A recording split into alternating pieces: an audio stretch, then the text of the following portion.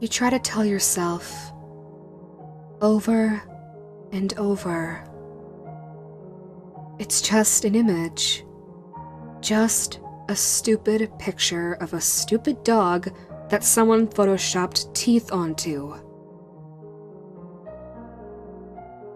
It isn't even that scary, or at least, it doesn't scare you.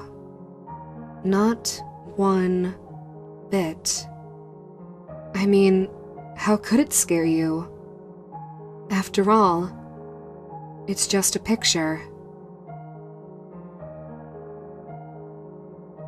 You tell yourself these things over and over again.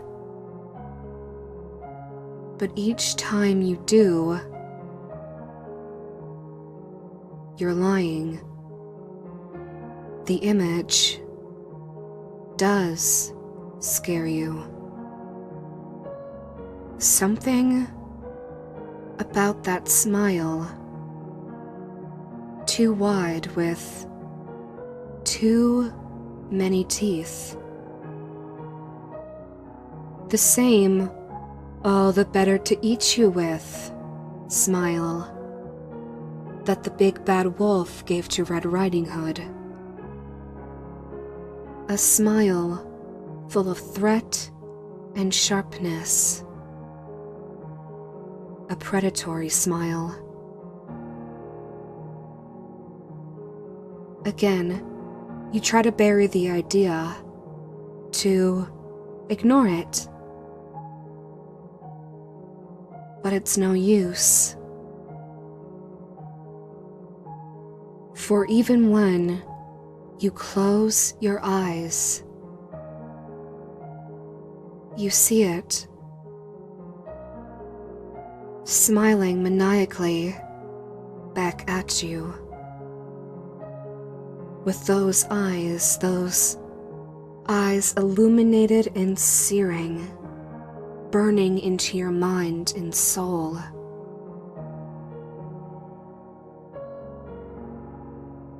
You knew it then. You have to get rid of it, to pass the image on to someone else, to do the same thing, to do as the thing says, and spread the word. You know that you'll do these things because you simply must. For if you don't, you know that eventually he will pay you a visit.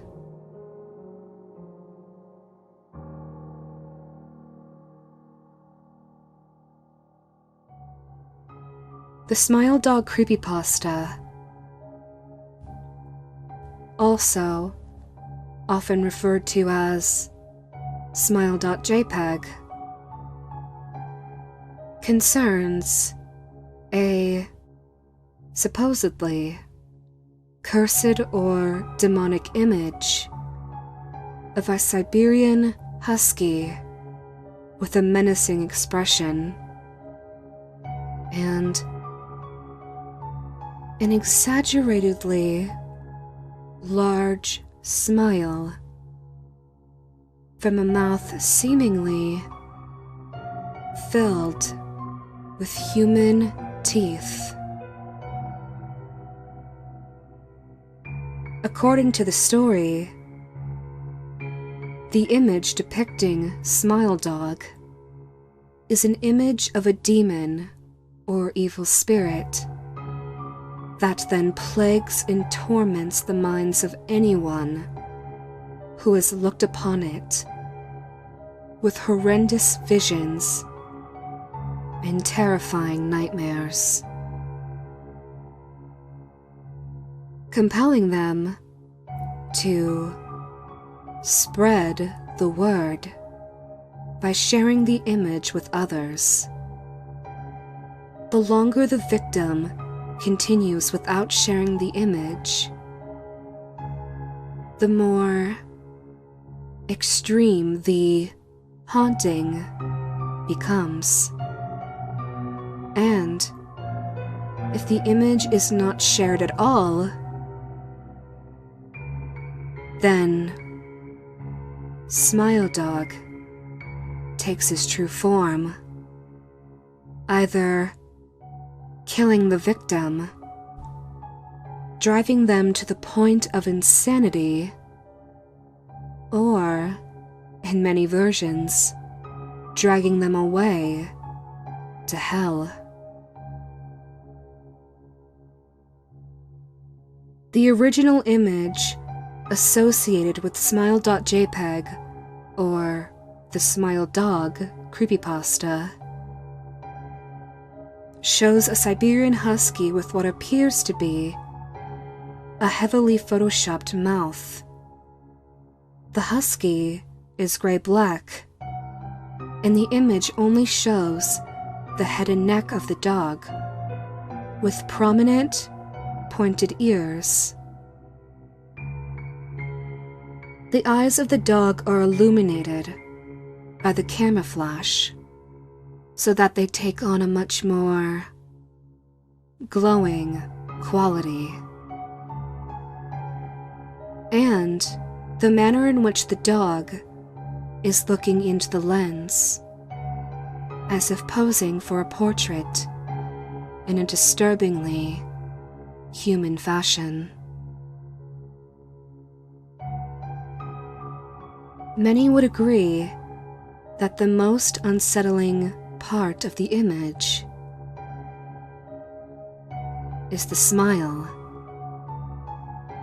which, aside from appearing too wide for the mouth itself to contain, seems to not contain canine teeth, but rather contains teeth that appear to be a little too human.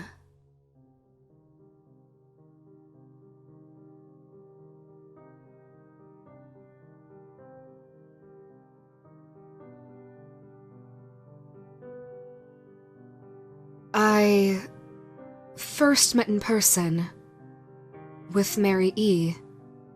in the summer of 2007.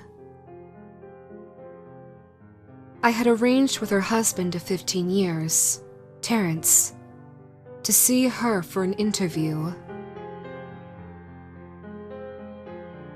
Mary had initially agreed, since I was not a news person, but rather an amateur writer who was gathering information for a few early college assignments, and, if all went according to plan, some pieces of fiction as well.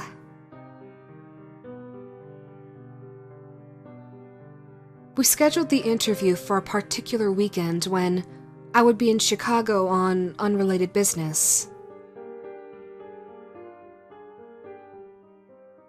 But at the very last moment, Mary changed her mind and locked herself in the couple's bedroom, refusing to meet with me.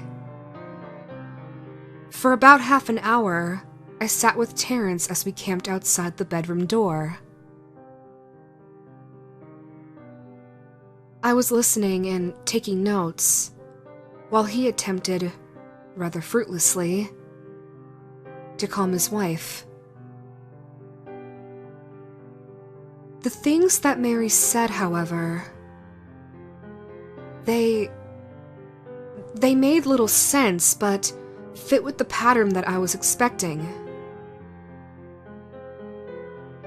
And though I could not see her, I could tell from her voice that she was crying. And more often than not, her objections to speaking with me centered around an incoherent diatribe on her dreams. Or rather, her nightmares. Terrence apologized profusely when we ceased the exercise, and I did my best to take it in stride. Recall that I wasn't a reporter in search of a story, but merely a curious person in search of information. Besides, I thought at the time I could perhaps find another similar case if I put my mind and resources to it.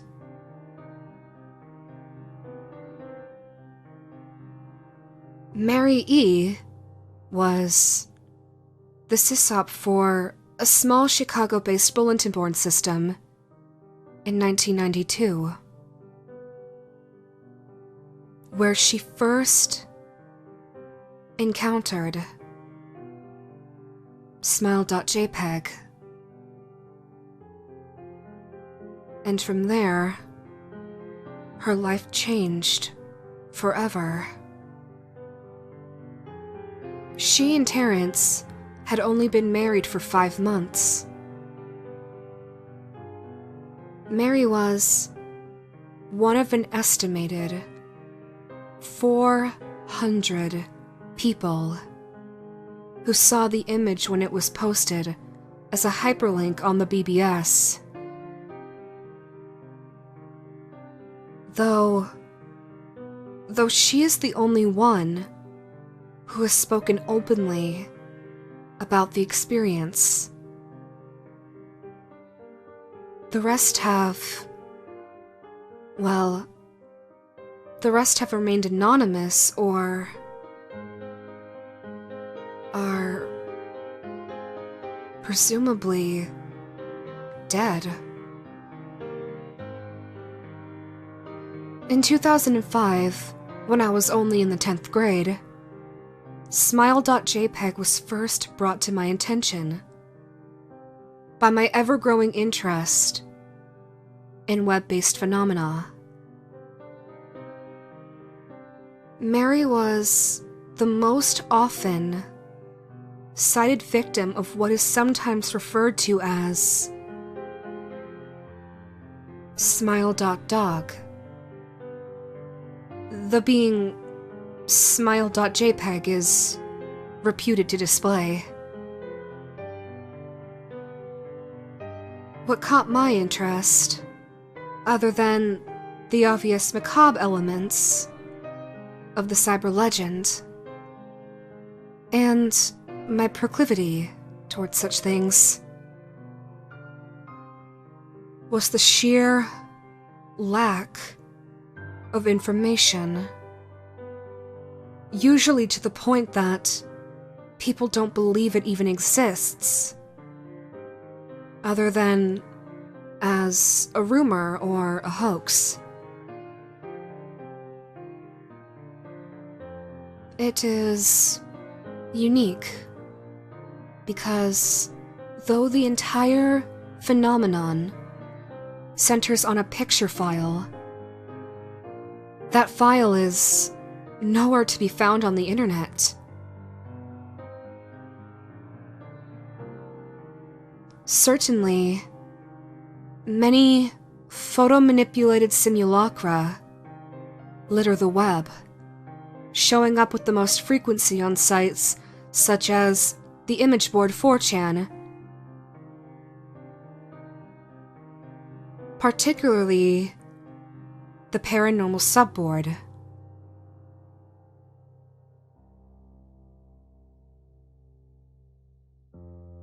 Though it is suspected that these are fakes, because they do not have the effect that the true Smile.jpeg is believed to have. Namely, sudden onset temporal lobe epilepsy and acute anxiety.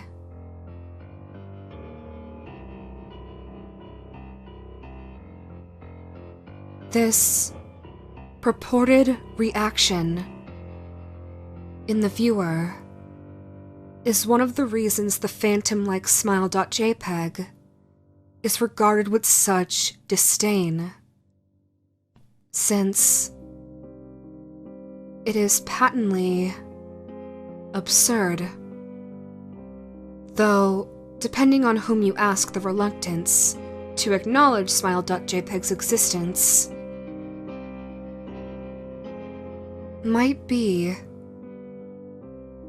just as much out of fear as it is out of disbelief. Neither Smile.jpeg nor Smile.dog is mentioned anywhere on Wikipedia, though the website features articles on such other, perhaps more scandalous shock sites such as Hello JPEG or Two Girls One Cup. Any attempt to create a page pertaining to Smile.jpeg is summarily deleted by any of the encyclopedia's many admins. Encounters with Smile.jpeg are the stuff of internet legend. Mary E's story is not unique. There are unverified rumors of Smile.jpeg showing up in the early days of Usenet, and even one persistent tale that in 2002, a hacker flooded the forums of humor and satire website Something Awful with a deluge of Smile.dog pictures, rendering almost half of the forum's users at the time epileptic. It is also said that in the mid to late 90s, that Smile.jpeg circulated on Usenet and as an attachment of a chain email with the subject line, "Smile, God loves you."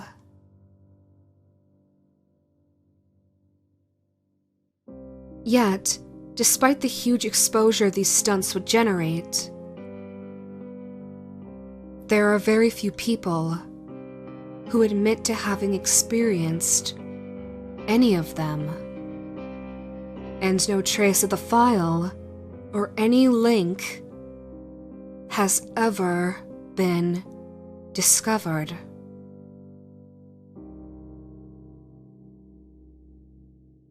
Those who claim to have seen Smile.jpeg,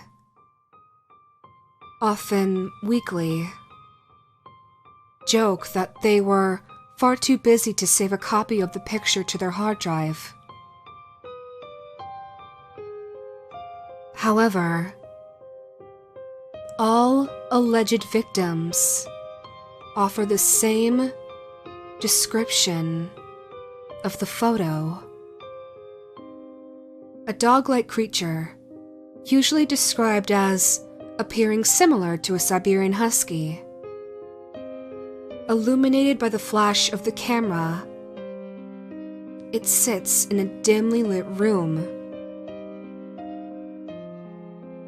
The only background detail that is visible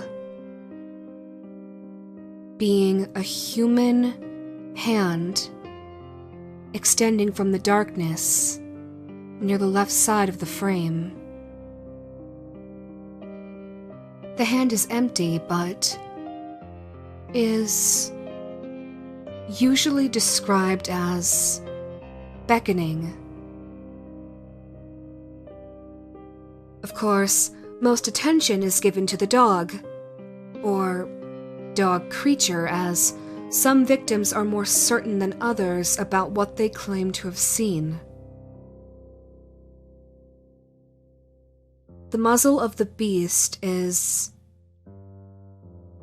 reputedly split in a wide grin, revealing 2 rows of very white, very straight, very sharp, and very human-looking teeth.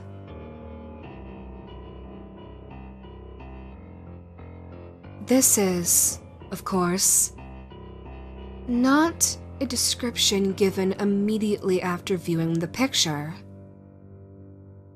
but rather a recollection of the victims, who claim to have seen the picture endlessly repeated in their mind's eye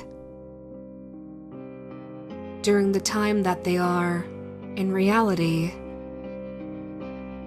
having epileptic fits. These fits are reported to continue indeterminably, often while the victims sleep, resulting in very vivid and disturbing nightmares. These may be treated with medication, though in some, it is more effective than others.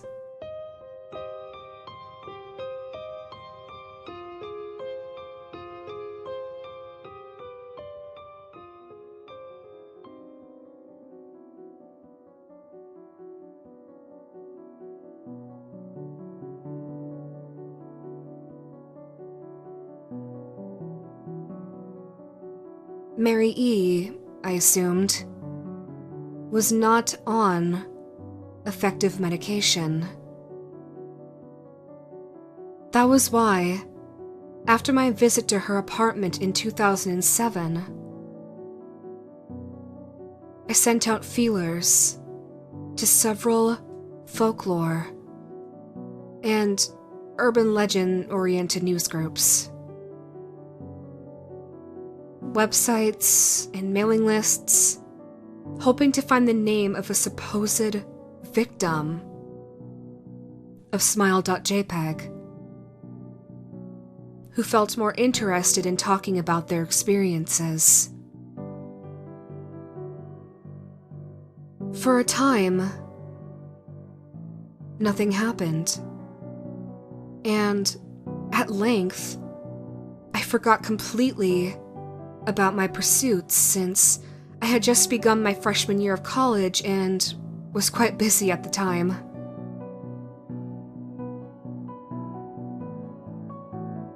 Mary contacted me via email, however, near the beginning of March 2008. To from Mary E. at .net. Subject: last summer's interview. Dear, I'm incredibly sorry about my behavior last summer when you came to interview me. I hope you understand that it was no fault of yours, but rather my own problems that led me to act out as I did. I realized that I could have handled the situation more decorously, however, I hope you will forgive me. At the time,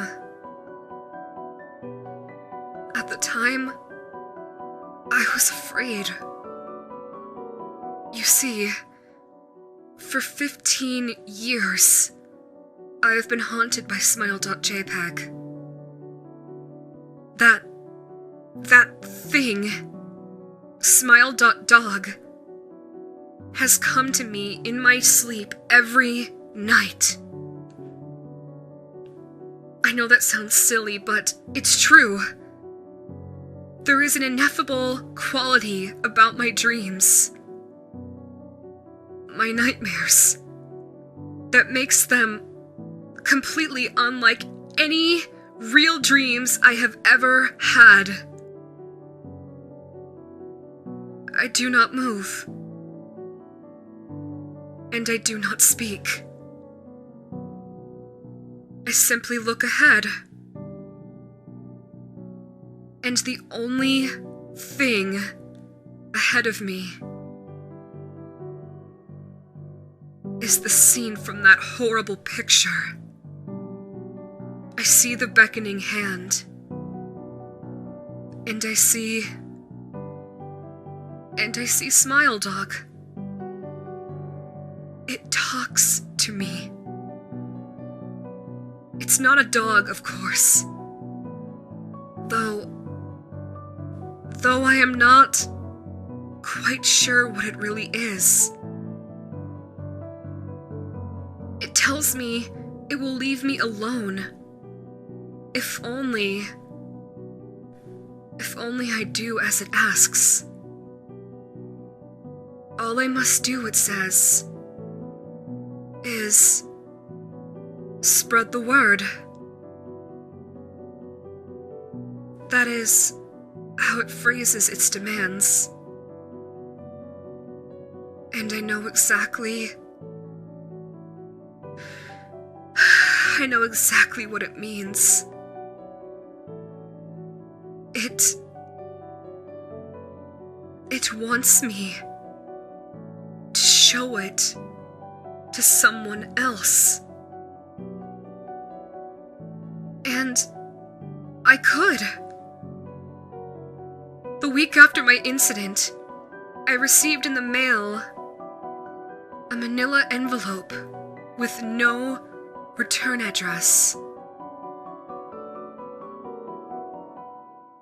Inside was only a 3.5-inch floppy diskette.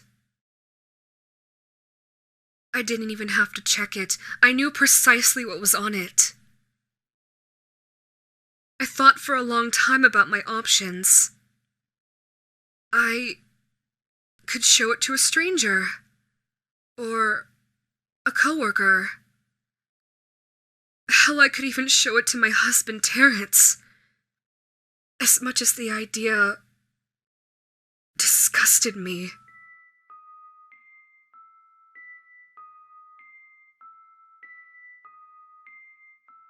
But what would happen then? Well, if the Smile.dog kept its word, I could sleep. I could finally sleep peacefully for the first time in years. But at the same time, I couldn't help but wonder what would happen if it lied. What would I do then? And who was to say that something worse would not come from me if I did as that creature asked? These thoughts plagued my mind back and forth. And so, I did nothing. I did nothing for 15 years. Although I kept the diskette hidden amongst my things. I couldn't bring myself to get rid of it for some reason.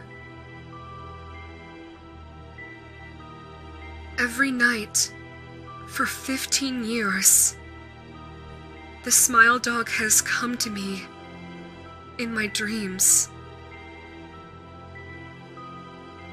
It demands that I spread the word. And for 15 years, I have stood strong. Though, I would be lying if I said there were not hard times. Because there were, indeed, many hard times that followed.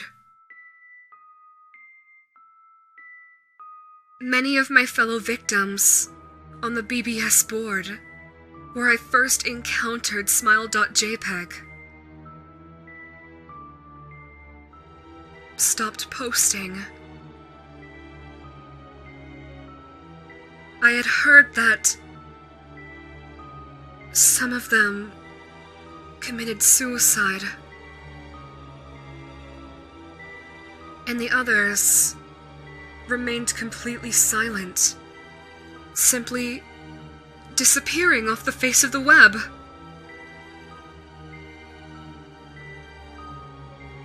It's those ones. They are the ones I worry for the most.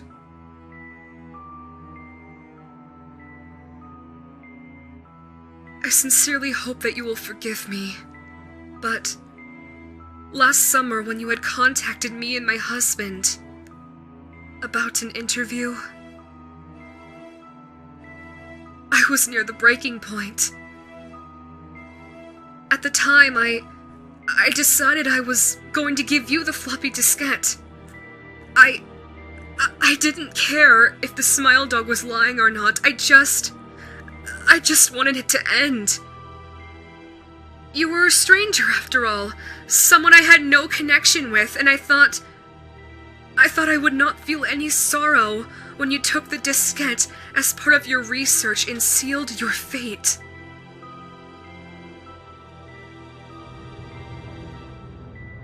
But before you arrived, I realized what I was doing.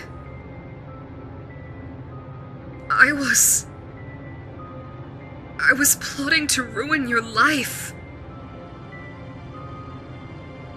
I couldn't stand the thought. In fact, I still cannot. I'm ashamed of myself. I really truly am disgusted by my actions. And I hope that this warning will dissuade you from further investigation of Smile.jpeg. You may in time encounter someone who is, if not weaker than I, then wholly more depraved. Someone who will not hesitate to follow the Smile Dog's orders. I'm begging you as I say this. Please, please stop while you are still whole. Sincerely, Mary E.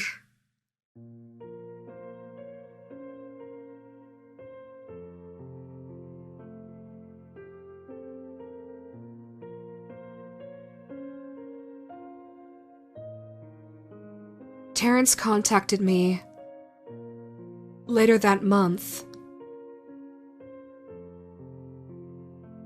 with the news that his wife had killed herself.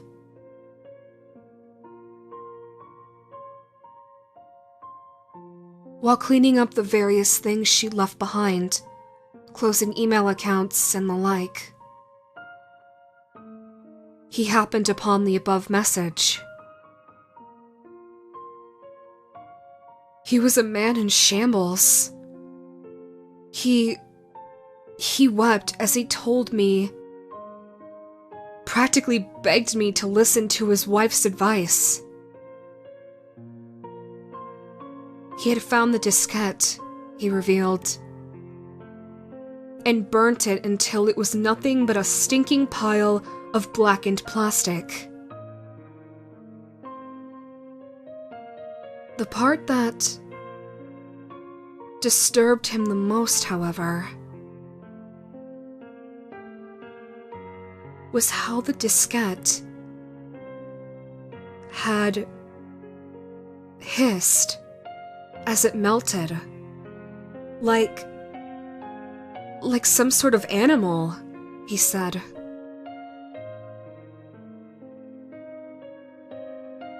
I will admit that I was a little uncertain about how to respond to this. At first, I thought perhaps it was a joke, with the couple belatedly playing with the situation in order to get a rise out of me. But a quick check of several Chicago newspapers and online obituaries had proved otherwise. Mary E. was indeed dead. There was, of course, no mention of suicide in the article.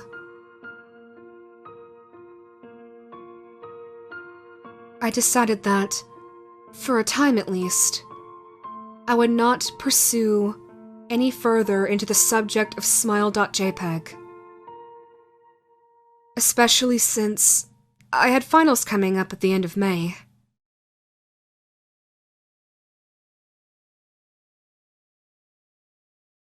But the world has odd ways of testing us. Almost a full year after I'd returned from my disastrous interview with Mary E., I had received another email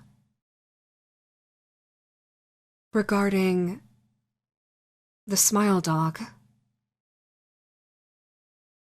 To from elzahir82 at .com. Subject: Smile. Hello! I found your email address through a mailing list. Your profile said you are interested in Smile.dog? I have saw it.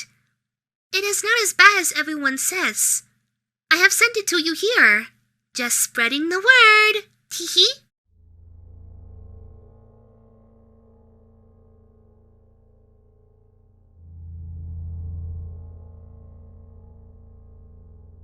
The final line chilled me to the bone. According to my email client, there was one file attachment called, naturally, Smile.jpeg.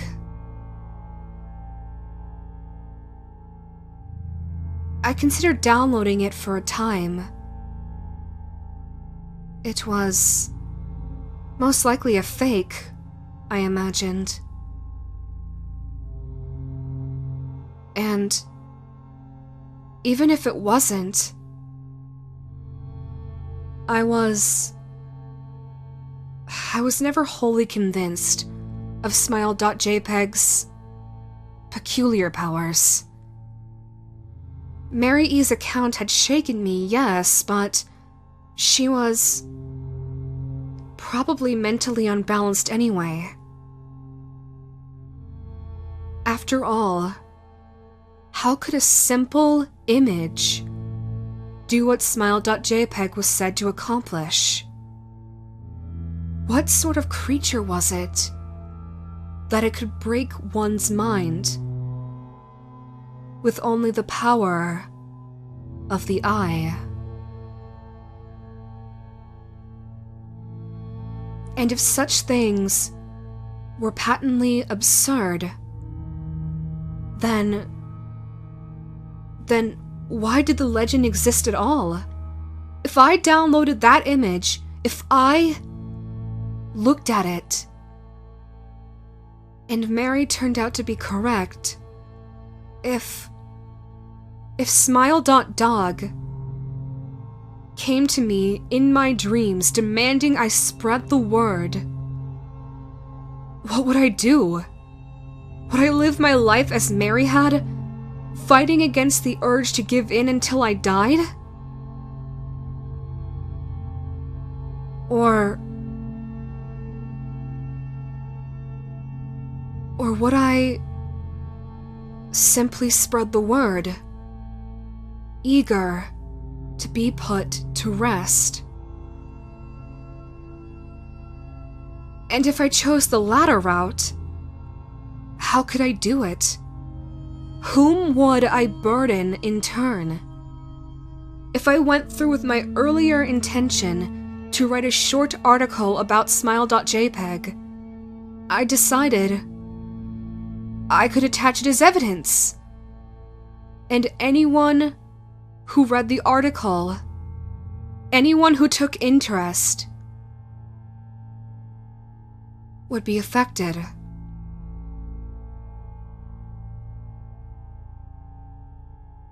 And even assuming that the Smile.jpeg attached to the email was genuine, would I be capricious enough to save myself in that manner? Could I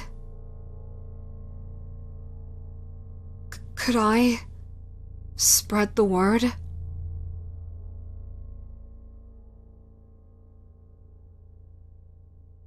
Yes. Yes, I could.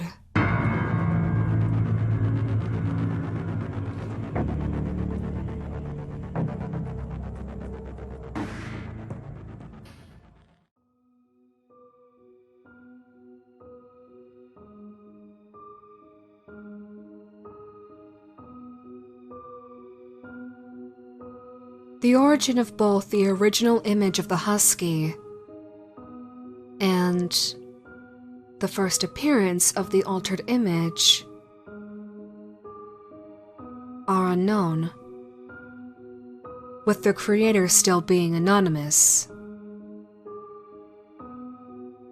A fact that only adds to the story's effectiveness by adding, at least, the suggestion that the image could have an origin other than just somebody editing and posting an image of their dog.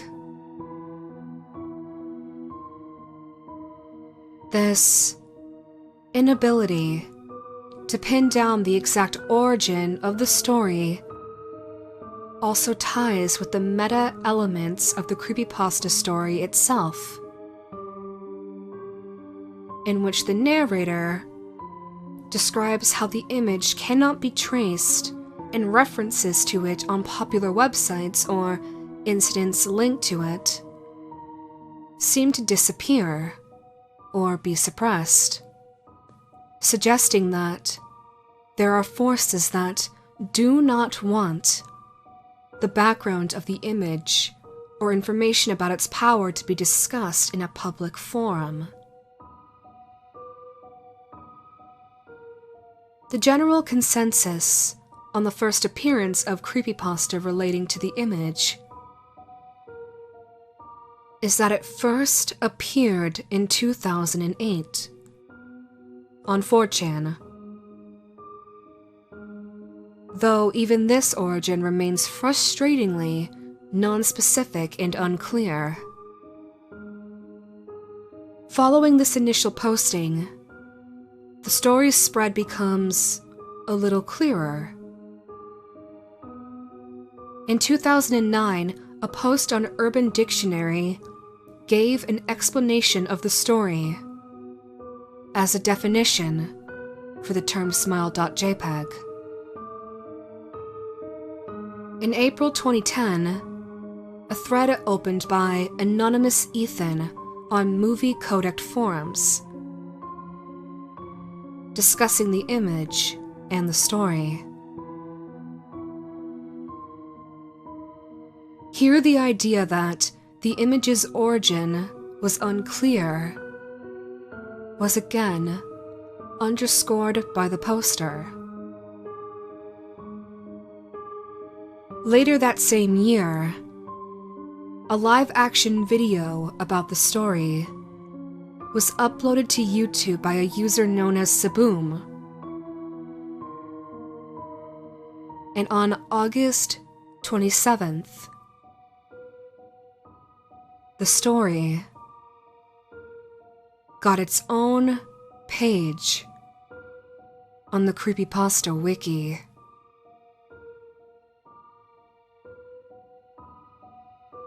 Smile.jpeg, or Smile.dog, or simply Smile.dog, and its creepypasta is built around a number of long-established tropes.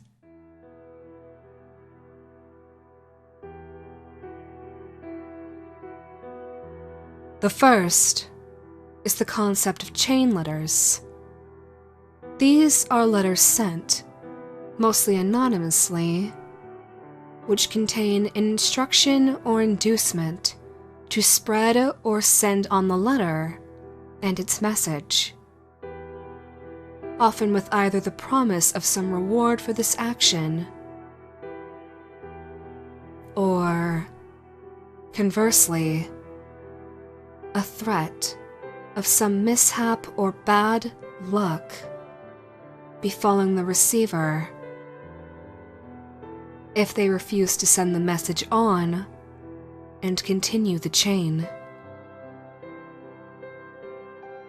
Originally, actual letters sent by snail mail, this concept has evolved to encompass viral emails and Facebook posts that work in precisely the same way. Whilst the addition of a haunted, supernatural, or curse element has long been an established feature of some old-school physical chain letters, one of the more notable examples of this is an internet format, and a possible precursor of the Smile.jpeg story was the story of Carmen Winstead, or in some cases, the girl's name would be Jessica Smith, that surfaced on Facebook in about 2006 about a girl who had died in a sewer. The post insisted that if the reader did not share the post to a specific number of people, then they would be haunted by Carmen or Jessica. A familiar template, and one that reoccurs in the tale of Smile.jpeg.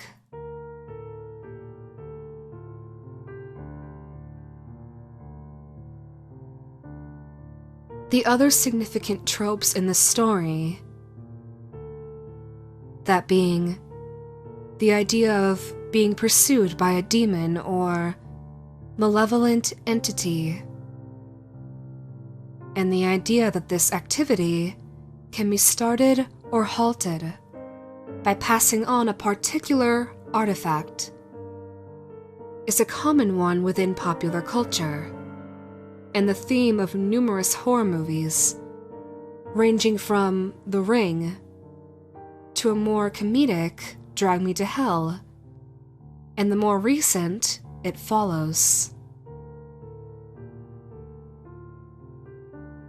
One of the earliest and best executed incarnations of this notion, and the story which, arguably, laid the blueprint for the later incarnations of the same idea, is Casting the Runes by M.R. James, in which a slip of paper sporting the titular runes, is passed to the unwitting victim of a curse and must be passed on secretly to another person by a specified date. Otherwise, the summoned demon will pursue the victim and eventually destroy them. Part of the effectiveness of the Smile.jpeg creepypasta and its image, and in being creepy, is due to its ability to induce a feeling known as the uncanny in viewers. This is mostly attributable to the dog's smile, an effect similar to the unsettling effect caused by a clown's painted smile.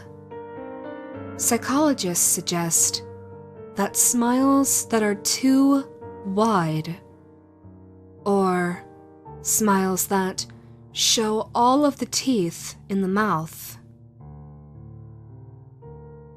produce a feeling of anxiety within the onlooker. As to them, it subconsciously suggests predation or aggression.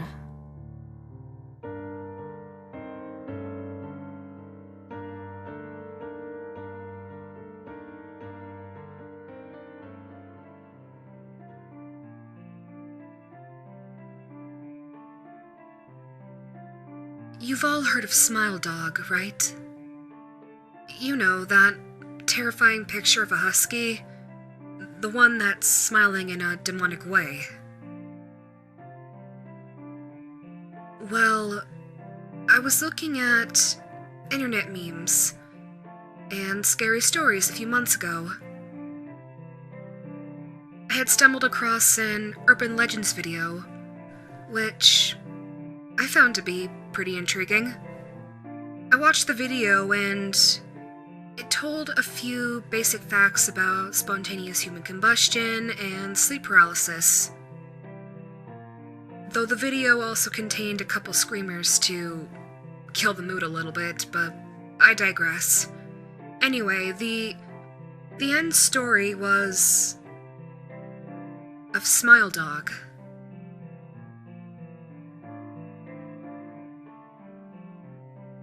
It simply presented the picture and told the viewer the legend. After watching the video, I decided to research it a bit more. I found it to be pretty terrifying, but at the same time quite cool. So I began talking about it to my friends in school the next day. It turned into something of a common interest amongst all my peers. People would often use it jokingly. Like, for example, in history class, our teacher had caught his shoe on one of the cables attached to the projection screen, and he collapsed on the floor. Jokingly, my friend leaned towards me and whispered, "I guess he saw Smile.dog." And it's stupid stuff like that that would make us laugh. Well, after a while, we then found other stories, such as Red Mist or Squidward Suicide, and Candle Cove. And we dropped the subject of Smile.dog for a while after that in favor of the other stories we found to be, honestly, a lot cooler.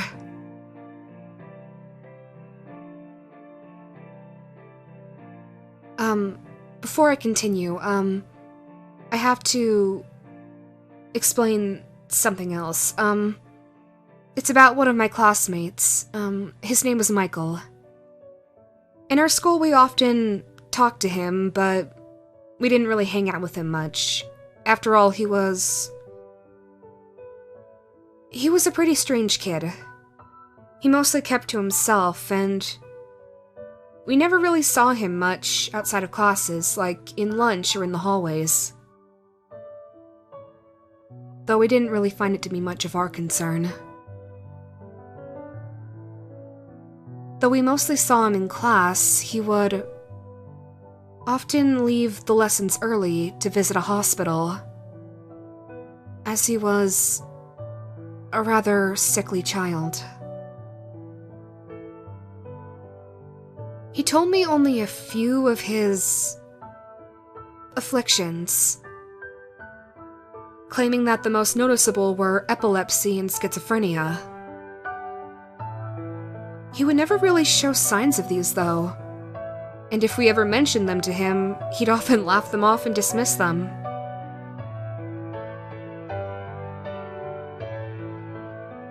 Well, one day, he had approached me in the hall, and he inquired about Smile.dog. I replied to him with, "Oh, that thing? Yeah, that's obviously fake. Can I see it?" Well, I didn't save the image or anything like that. But just look it up yourself, okay?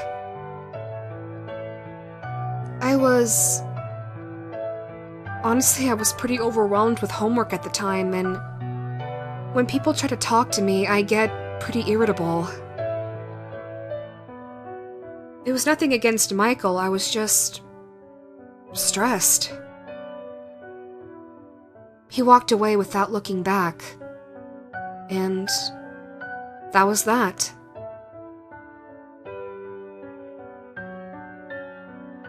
I didn't see Michael the next day. He was supposed to be in a few of our lessons, but he wasn't there. Nobody, not even the teachers knew where he was.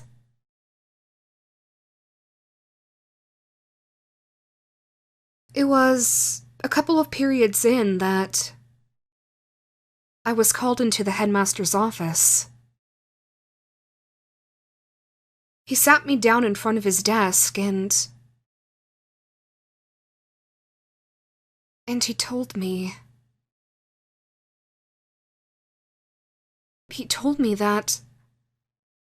that Michael had been sent to a psychiatric hospital.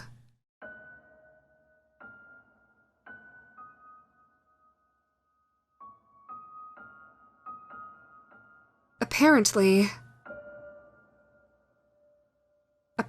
he saw something scary, and he kept having visions of it. "Have you any idea what that might be?" he asked. And it was then that I remembered mine and Michael's conversation about Smile.dog. I think so, sir, I muttered.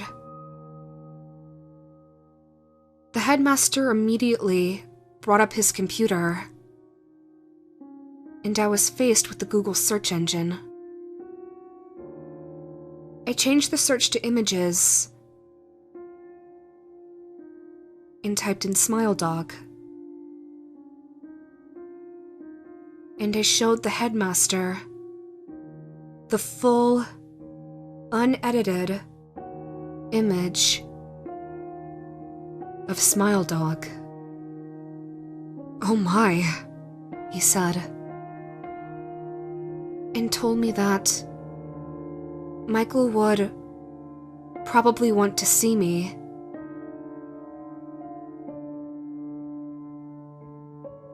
He phoned the hospital and let them know that I would be coming, and arranged transport for me. I entered the colossal building with the headmaster at my side.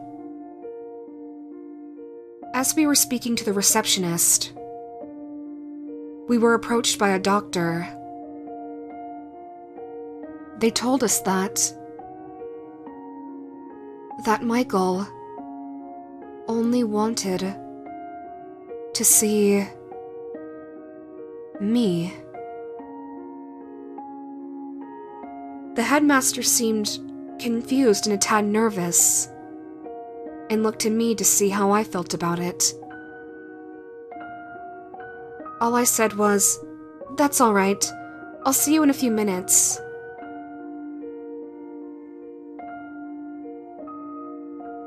The doctor escorted me down the large, intimidating corridor, and we reached room 204, Michael's room.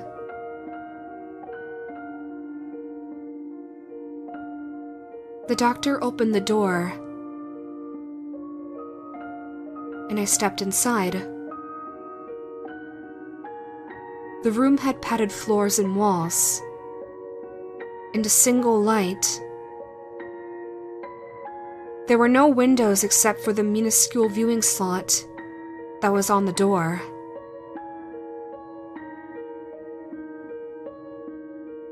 Although the room was mostly shades of white and gray, what caught my attention first upon entering the room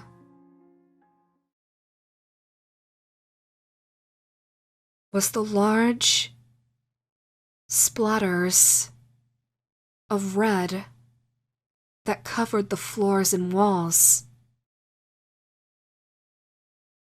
I almost vomited at the sight.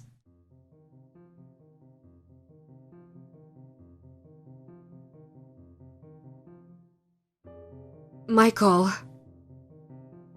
was lying face down in the middle of the room, with his hand still gripped tight on his neck.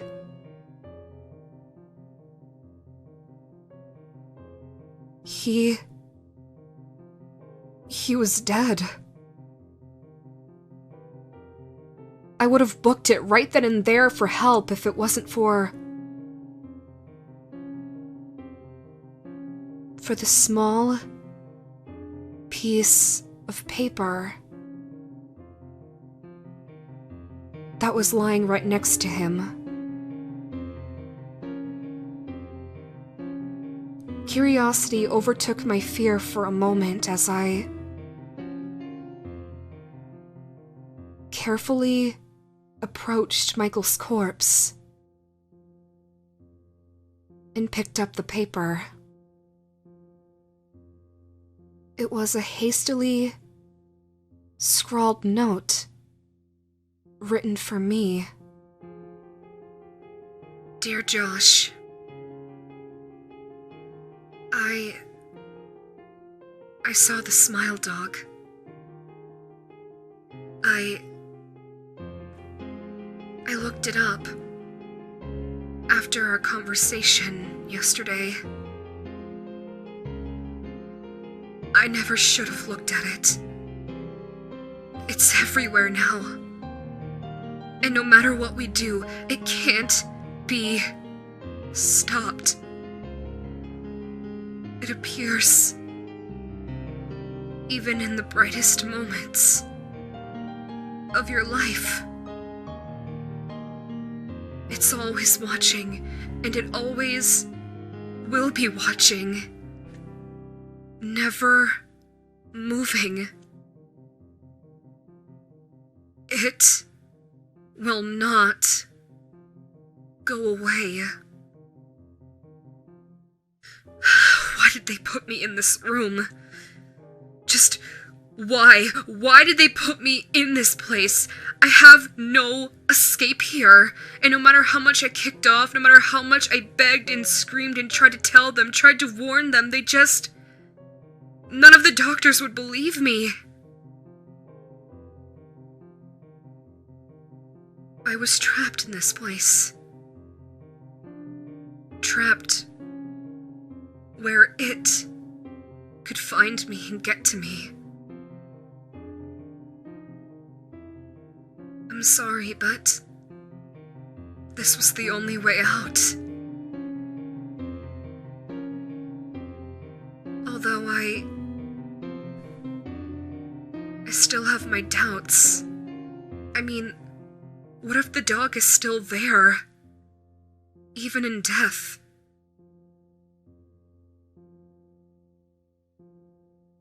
When you're alive, when you're weak and incapacitated, he'll drag you down to hell from where he once came. And even now, I'm terrified that even the temporary, sweet embrace of death won't be enough to save me from that thing, that demon, that monster, the Smile.dog.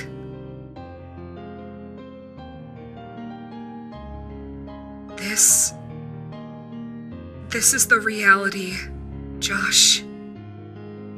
Promise me that you will not ever, ever mention Smile.dog again.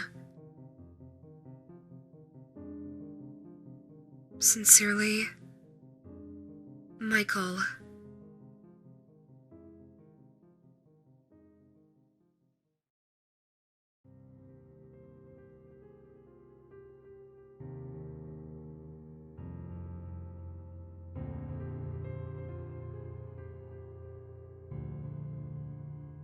I had no words. I carefully pocketed the note before running like hell out of that room and screamed for the doctors for help. Police and paramedics soon showed up and took Michael's body away. The coroners didn't talk about much, but after a bit of poking and prodding at them, they finally told me what happened to Michael. They told me that during the autopsy, they found that his hands were blocking a horrifying, vicious bite into his neck. Upon further inspection, they found that the teeth marks were that of a dog's. Specifically, the teeth of a Siberian husky.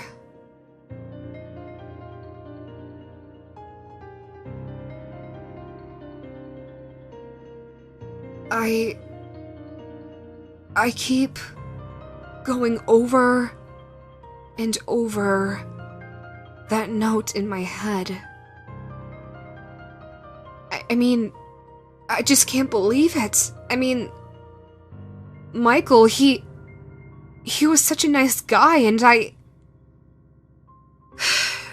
regret every bad thing I ever said to him, and never trying to talk to him more, or ever having brought up Smile.dog to him in the first place. Just, why did it have to end this way for him? There's a small part in my head that's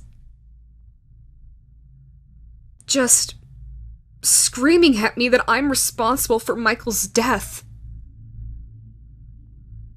And another portion of my head says that this has to be all fake, and that maybe I should have just been a little more aware of Michael's afflictions, and that maybe this wouldn't have happened, but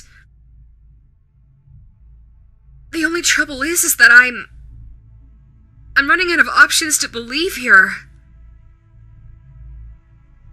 I mean, I didn't know that schizophrenia was contagious. I just keep seeing that damn dog in the corner of my eye everywhere I go. It didn't bother me much before, but now it's starting to get on my Wait a minute. Hold on. Is that? No, that's not right. I'm hearing panting and scratching at my front door. Hang on. Let me investigate. I'll be back in a second to continue this log.